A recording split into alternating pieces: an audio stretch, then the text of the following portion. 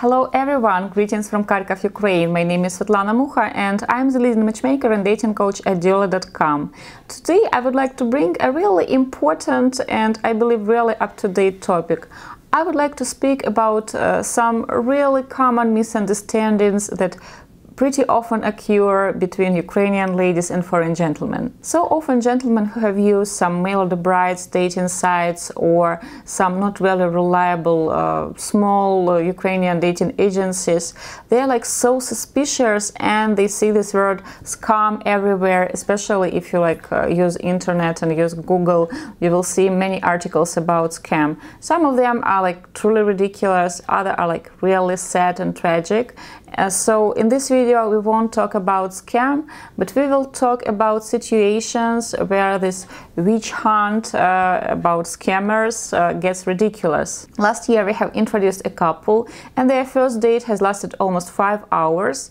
A lady was in her early 30s and a gentleman was in his late 30s, and we really kept our fingers crossed because we strongly believe that something might have happened there on that date. And really they have met in person and they have let the interpreter go after 40 minutes of the date because it was pretty clear for the lady that she can understand English of the gentleman, and they both felt that there is some chemistry and they wanted to proceed, just two of them, on this date. The problem has actually occurred at the end of the date, and I will explain to you what has happened.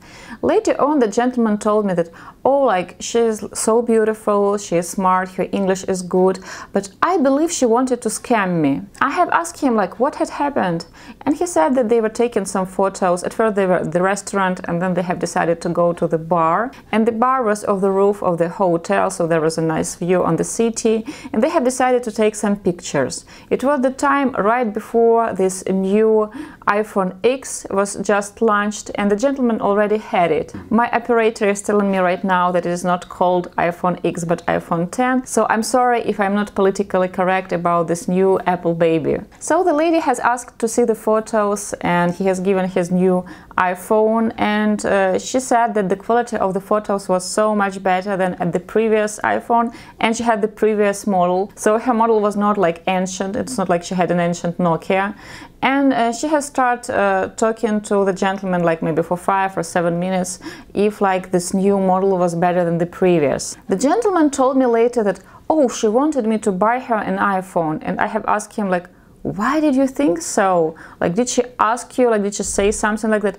No, but she was like admiring the photos, and she told that the quality is so much better, and we have talked about that iPhone for like 5 to 10 minutes. Then I got the feedback from the lady. However, she didn't speak about his iPhone. She has actually talked about his interest in history because they shared that, and she said that also they both were like crazy about technique. The lady, by the way, was the photographer, so she was really good with cameras, with computers, so it was a passion of hers. The gentleman, however, has decided not to ask her on a second date because he was like 100% sure that the lady was after his iPhone. It was ridiculous because she is actually a pretty successful photographer, and like her photo shoots are quite expensive and it is really hard to book her beforehand, so she can really afford the new model, and she actually owned the previous model, and her interest to this model was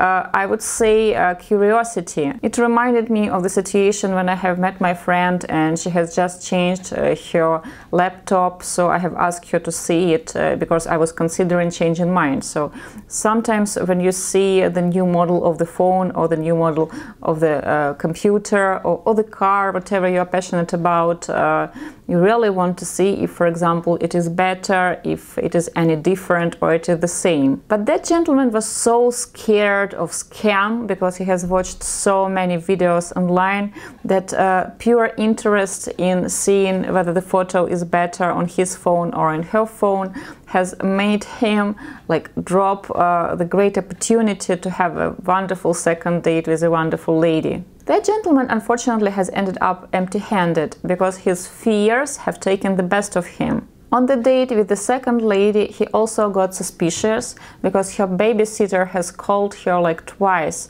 and actually she didn't do like any secret of that. She has answered the phone and she has told him that that's a babysitter, and she is calling to tell that her daughter has fallen asleep. And the second time the babysitter called to tell that everything is fine, she is still sleeping. The gentleman, however, has assumed that, oh, she is mysteriously talking to some guy. I have asked him, like, did she go to another room to talk, to answer the phone, or have you heard the male voice? No, but that's suspicious. She has, like, answered the phone 2 times per our date. I have asked him, like, did she excuse herself? Yes, she has actually explained that that's the babysitter. Then why are you so worried? Well, I have watched so many videos and ladies are plotting something, so they are calling someone to scam me. Why so? Pretty often some bloggers, they create these videos about scam because they are popular, because if you will write the word scam in the name of the video, it will attract more attention, which means more followers, more subscribers, and they don't actually know what they are talking about, or they give such advices that people who have never been abroad or have never tried international dating, they got so suspicious, it's scary. Another story about our male client, and luckily this one has a happy end, has happened 2 years ago. One of the female clients, our ex-female clients, because she is happily married to our male client right now, got into the car accident. It was minor and she didn't suffer at all, but her car was scratched. Unlike United States and some Western countries, in Ukraine, very few people start driving when they are 18.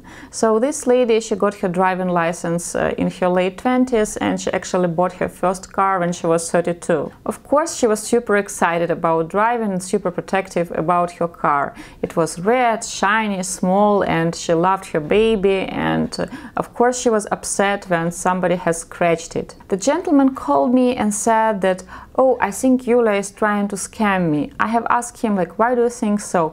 Oh, well, I was Skyping with her and for 15 minutes she was complaining that somebody has scratched her car, and now the insurance company takes it really slow to make the payment, and she was so upset.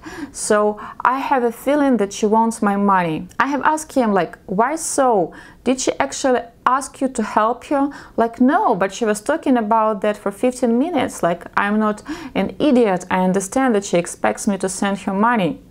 I want to add here that Julia and that gentleman, they have met a few times before that Skype call regarding the scratch car, so they had like 5 to 7 dates, so it was still an early stage of their relationship. They were not in boyfriend-girlfriend relationship yet, and I have told him that let me call Julia and then I will talk to you and tell you more. I have called Julia, and you know what she has answered me after I have asked her, how are you doing? For the first 10 minutes she told me that, oh, somebody has scratched my car and I'm so upset, and the insurance company is taking it so slow.